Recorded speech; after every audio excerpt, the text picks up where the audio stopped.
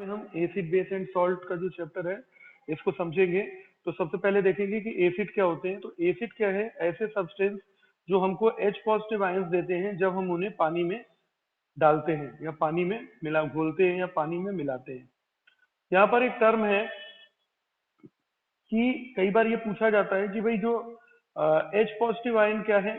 तो H positive ion क्या है कि किसी भी जो भी एसिड होगा उसके अंदर जो हाइड्रोजन जरूर अवेलेबल होगा। तो जो हाइड्रोजन के आयंस होते हैं उन्हें ही हम H पॉजिटिव आयंस कहते हैं। और H पॉजिटिव आयंस का जो सीधा रिलेशन होता है वो उसके एसिड की पावर से होता है। मतलब किसी एसिड में जितने ज्यादा H पॉजिटिव आयन रहेंगे उतने ही वो एसिड पावरफुल रहेगा। जितने कम H पॉजिटिव आयन रहेंगे उतना ही कम पावरफुल वो एसिड रहेगा। तो एसिड की कुछ प्रॉपर्टीज है, इनको देख लें। एसिड जो होते हैं वो स्वाद में खट्टे होते हैं। एसिड का जो काम होता है वो ये करता है ब्लू लिटमस को रेड में कन्वर्ट कर देता है। एसिड जो होता है वो कोरोसिव इन नेचर होता है। कोरोसिव इन नेचर का मतलब है कि अगर हम उसको किसी चीज में रखेंगे तो उसको खराब कर सकता है, उसको नुकसान पहुंचा सकता है। जैसे किसी बर्तन में मेटल के हमने रखा तो उसको वो खराब कर देगा, उसको वो ईट कर लेता है। ईट का मतलब उसकी लेयर्स को खराब कर देगा, उसकी जो क्वालिटी होगी वो खराब हो जाएगी उस मेटल की। जब हम जो एसिड होते हैं वो पानी में सॉलेबल होते हैं और वो पानी में घुल करके एक आयन बनाते हैं जिन्हें हम हाइड्रोनियम आयन कहते हैं। हाइड्रोनियम आयन का फॉर्मूला क्या होता है? H3O positive. तो ये बनते कैसे हैं देख लीजिए। ये एसिड है, इसको जब आप पानी में मिलाओगे तो HCl के अंदर का जो H होगा वो इस H2O के साथ मिल जाएगा और H3O पॉजिटिव बन जाएगा और क्लोराइड आयन निकल जाएंगे। तो जो ये H3O पॉजिटिव बना है that H3O positive is called hydronium ion. आगे हम बात कर लेते हैं कि जो एसिड होते हैं वो गुड कंडक्टर ऑफ इलेक्ट्रिसिटी होते हैं एक्वा सोल्यूशन में। ये जितने भी मैं आपको रीजन बीच में लिख रखे हैं इनसे रिलेटेड क्वेश्चन पूछे जाते हैं। जैसे कोई क्वेश्चन पूछ लिया गया कि why acids are good conductor of electricity in their aqua solution, तो आप बताएंगे कि because in aqueous condition acid release H positive ion. ठीक है, acid release H positive ion by the removal of electron. जब H पॉजिटिव आयन बनेगा तो आपको पता है कि जब कैटायन बनता है तो उस केस में इलेक्ट्रॉन्स निकलते हैं और यही जो इलेक्ट्रॉन निकलते हैं इसके अंदर से यही इलेक्ट्रिसिटी को कंडक्ट करने का काम करते हैं। आगे अगर हम देखें तो यहां अगर हम देखें तो जो होते हैं ड्राई कंडीशन में, ठीक है, ड्राई कंडीशन में कोई भी एसिड H पॉजिटिव आयन को रिलीज नहीं करता। इस पे भी क्वेश्चन बनता है कि ड्राई कंडीशन में जो होता है कोई एसिड है वो लिटमस पेपर का कलर क्यों नहीं चेंज करता है। क्वेश्चन आता है इसमें, तो हम उसमें बताएंगे कि in dry condition no H positive ions release from acid, result of this it an acid does not change the colour of litmus paper. Types of acids की बात कर लेते हैं। एसिड हमारे पास दो तरह के होते हैं, स्ट्रॉन्ग एसिड और weak acid, concentrate acid, dilute acid, organic acid और इनऑर्गेनिक एसिड। ये इस तरह की हमारे पास कई तरह के इनऑर्गेनिक या फिर मिनरल एसिड। आइए एक एक करके जानते हैं। सबसे पहले स्ट्रॉन्ग एसिड्स क्या होते हैं? ऐसे एसिड्स जो कि पानी में पूरी तरह से आयनाइज हो जाते हैं। आयनाइज का मतलब होता है, मान लीजिए किसी एसिड के अंदर मान लीजिए 100 आयंस है और वो 100 के 100 आयंस में टूट गया तो वो क्या हो गया? कंप्लीटली आयोनाइज हो गया। तो स्ट्रॉन्ग एसिड क्या होती है? ऐसी एसिड जिसे हम पानी में घोलने पर वो पूरी तरह से आयंस में टूट जाती हैं, उन्हें हम क्या बोलते हैं? स्ट्रॉन्ग एसिड बोलते हैं। स्ट्रॉन्ग एसिड के एग्जांपल HCl है, H2SO4 है, HNO3 है, HBr है, HI है, HClO4 है, पर क्लोरिक एसिड बोलते हैं इसको। इसी तरह से वीक एसिड की बात करें तो वीक एसिड इसका अपोजिट होता है। ऐसी एसिड जो कि पानी में डालने पर कंप्लीटली आयोनाइज नहीं होती हैं और बहुत ही कम अमाउंट में हमको H पॉजिटिव आयंस को देती हैं। जैसे मान लीजिए किसी एसिड के अंदर 20 H पॉजिटिव आयन है मान लेते हैं, तो 20 में से वो 20 ना स्प्लिट हुए, उसके अंदर 5 ही H पॉजिटिव आयंस स्प्लिट हुए या 5 H पॉजिटिव आयंस में वो स्प्लिट हुई या 10 H पॉजिटिव आयंस में स्प्लिट हुई, तो उसको हम क्या बोलेंगे? वीक एसिड बोलेंगे। तो यहाँ पर कुछ एग्जांपल्स लिखे मैंने। HCOOH है, फॉर्मिक एसिड है, फास्फोरिक एसिड है, नाइट्रस एसिड है, कार्बोनिक एसिड है, सल्फ्यूरस एसिड है, ठीक है, बेंजोइक एसिड है, एसिटिक एसिड है, ऑक्जेलिक एसिड है, ये सब हमारे पास एसिड्स हैं जो कि वीक होती हैं। कंसंट्रेट एसिड क्या होती है? ऐसी एसिड जिनमें 90% तो एसिड होता है और केवल 10% वाटर होता है, उन्हें हम कंसंट्रेट एसिड बोलते हैं। जैसे HCl हो गया, H2SO4 हो गया, एक्सेट्रा। डाइल्यूट एसिड की बात कर लें, ऐसी एसिड जिनमें केवल 10% एसिड होती है और 90% वाटर होता है, तो ऐसी एसिड्स हमारे पास क्या कहलाती है? डाइल्यूट एसिड कहलाती है। तो जो कंसंट्रेट एसिड होती है वो हमारी स्किन के लिए बड़ी हार्मफुल होती है, इसीलिए लैब में जब हम HCl जो कंसंट्रेट कहीं पर बॉटल पे अगर कॉन्क लिखा हुआ है तो हमें उस एसिड को बड़ी सेफली यूज करना चाहिए। ऐसा नहीं कि डाइल्यूट एसिड को नहीं करना चाहिए, डाइल्यूट एसिड, लेकिन ये इसके कंपेयर में, कंसंट्रेट एसिड के कंपेयर में कम हार्म करती है। ऑर्गेनिक एसिड की बात कर लें, ऑर्गेनिक एसिड क्या होती है? ऐसी एसिड जिनमें कार्बन पाया जाता है उन्हें हम ऑर्गेनिक एसिड कहते हैं। इनके सोर्स हो सकते हैं, जैसे एसिटिक एसिड का सोर्स होता है विनेगर। फॉर्मिक एसिड का जो सोर्स होता है वो होती है आंट विक्टम होती है, आंट विक्टम है इसका सोर्स। सिट्रिक एसिड जो कि खट्टे फलों में होती है हमारे पास, या खट्टी चीजों में होती है, तो ये सिट्रिक एसिड इसमें सिट्रस फ्रूट्स में पाई जाती है। ऑक्जेलिक एसिड जो है पालक और टोमेटो में पाई जाती है। लैक्टिक एसिड मिल्क और कर्ड में। तो क्वेश्चन बन सकता है कि which type of acid present in spinach, तो आप बता सकते हैं ऑक्जेलिक एसिड होती है। एप्पल में किस तरह की एसिड होती है? मैलिक एसिड होती है। टेमरिड जो इमली होती है उसमें किस तरह की एसिड पाई जाती है? तो टार्टेरिक एसिड इसके अंदर पाई जाती है। तो ये हमारे पास हो गई कुछ ऑर्गेनिक एसिड। इनऑर्गेनिक एसिड्स को अगर हम देखें तो इनऑर्गेनिक एसिड्स क्या होती है? ऐसी एसिड जो कि हाइड्रोजन और नॉन मेटल से मिलकर के बनती है या उनके ग्रुप से मिलकर के बनती है।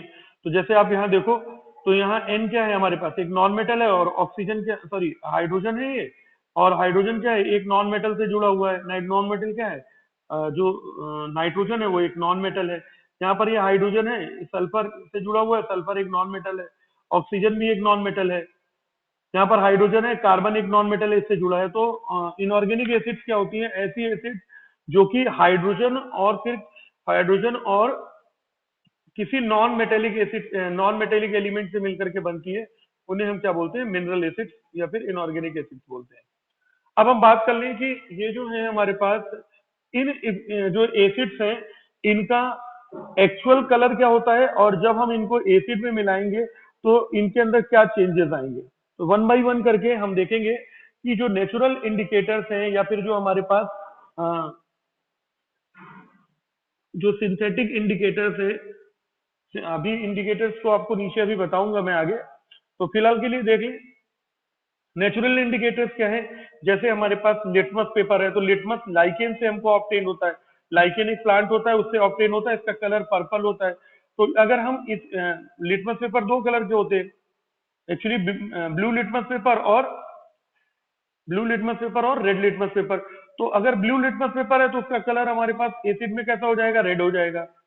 टर्मरिक है, उसका एक्चुअल कलर कैसा होता है? येलो में। और ये एसिड में कोई भी चेंज नहीं देती है, तो नो चेंज यहाँ लिख दिया।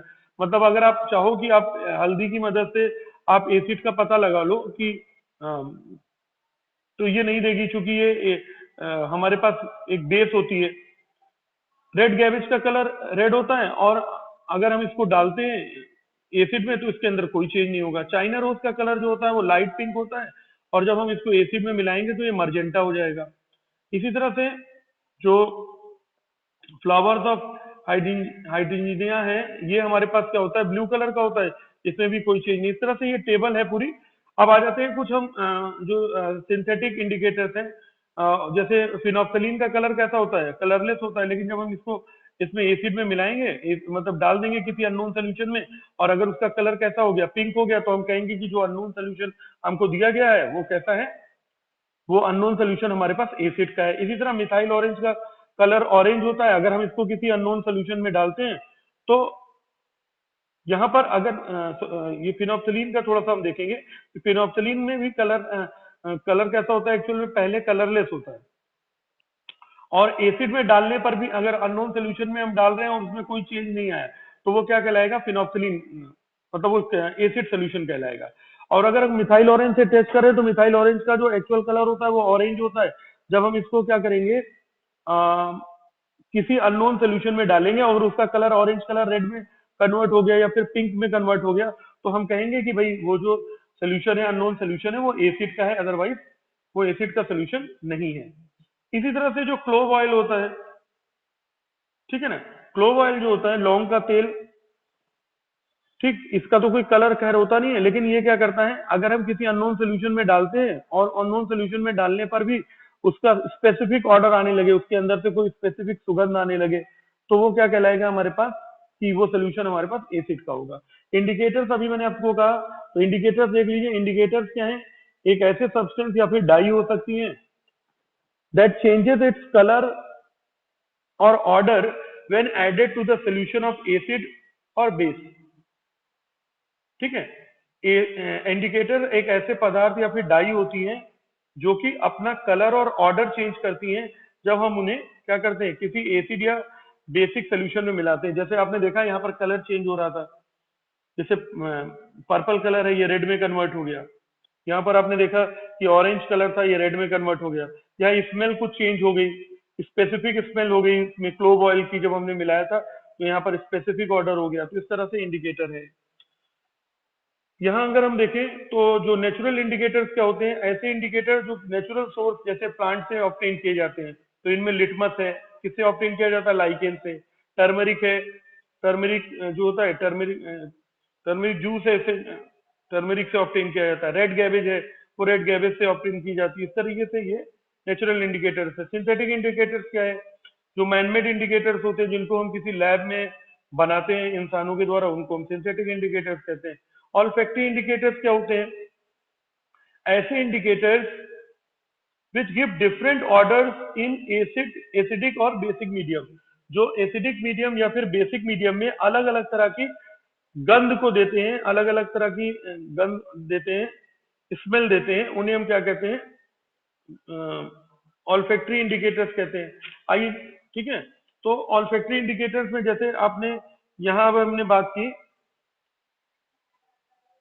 ये, तो ऑल्फैक्टरी इंडिकेटर्स क्या है, जैसे यहाँ पर ये ऑरेंज, सॉरी ओनियन है, तो ओनियन में क्या होता है, ओनियन का यहाँ कलर हमने नहीं किया है, लेकिन इसको कैसे चेक करते हैं इसको कि कोई सोल्यूशन हमारे पास एसिडिक है कि नहीं, कि तो हमने क्या किया, किसी कपड़े में ओनियन को छील करके थोड़ा सा, ठीक है, कोई कपड़े पे पहले हमने अननोन सोल्यूशन को गिरा लिया, और अननोन सोल्यूशन को गिराने के बाद उसी कपड़े में हमने ओनियन को क्या किया, ओनियन को छील करके उसको उसके अंदर लपेट दिया, और फिर कुछ देर के बाद खोला उसको।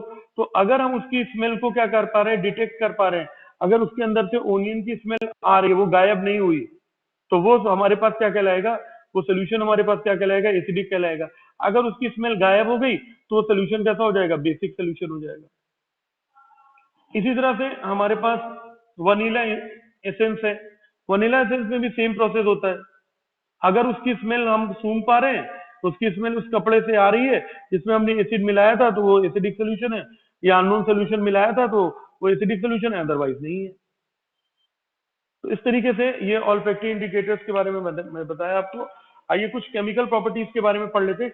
केमिकल प्रॉपर्टीज में देखिए, आप केवल इन बॉक्सेस को याद रखिए, अपने आप आपका पूरा रिएक्शन कंप्लीट हो जाएगा। जैसे अगर आपसे कहा जाए, इस पे क्वेश्चन ऐसे नहीं पूछा जाएगा आपसे कि what are the chemical properties of acid, आपको जैसे ये इक्वेशन है, इसको दो तरह से पूछी गई। तो ये इक्वेशन है, इसको आधा लिख दिया जाएगा और आपसे पूछा जाएगा कंप्लीट द फॉलोइंग इक्वेशन, या राइट है chemical equation when acid react with base, या एसिड रिएक्ट विद NaOH। तो इस तरह की इक्वेशन को हम कैसे ध्यान में लाएंगे कि जब कोई एसिड किसी बेस से रिएक्शन करती है तो हमेशा सॉल्ट और वाटर बनता है, बस हमें इतना ध्यान रखना है। और इस तरह की रिएक्शन को हमको क्या बोलेंगे, न्यूट्रलाइजेशन रिएक्शन बोलेंगे।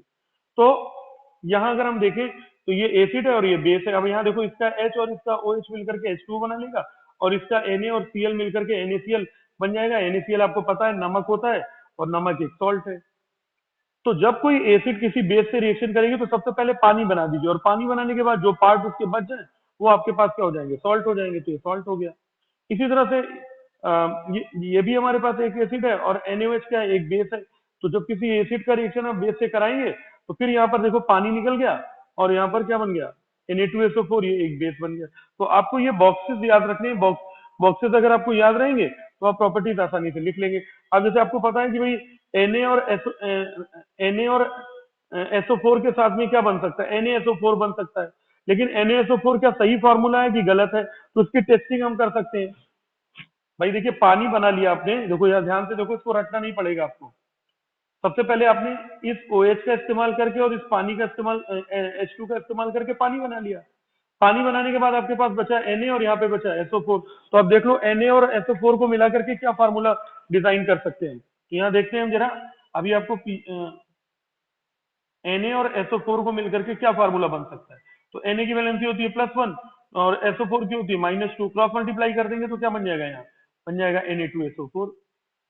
तो आपको बस इतना सा ध्यान रखना है कि पानी बनाना है और पानी बनाने के बाद जो चीज बच गई आपको उसको सिर्फ लिख देना है। तो अगर आप ऐसा करेंगे तो आपको इसको याद नहीं करना पड़ेगा, रटना नहीं पड़ेगा। तो ये सारे रिएक्शन, मैंने बहुत सारे रिएक्शंस लिखे हैं, आप ये सारे रिएक्शंस को पढ़ सकते हैं, कई सारे रिएक्शंस हैं इसमें। तो सब में वही काम हो रहा है। पहले आपने देखिए पानी, इसके अंदर से H और इसके अंदर से OH बन गया। अब Na और PO4 के बीच में क्या फार्मूला बन सकता है, तो Na और PO4 के बीच में आपस में वैलेंसीज को शेयर करके आप फार्मूला बना लीजिए, जो फार्मूला बनेगा उसको लिख दीजिए यहाँ पे। बाकी ये जो 3 लगा हुआ है या फिर यहाँ पर 3 लिखा है, तो बैलेंसिंग का कमाल है, इसमें कोई बहुत बड़ी बात नहीं है।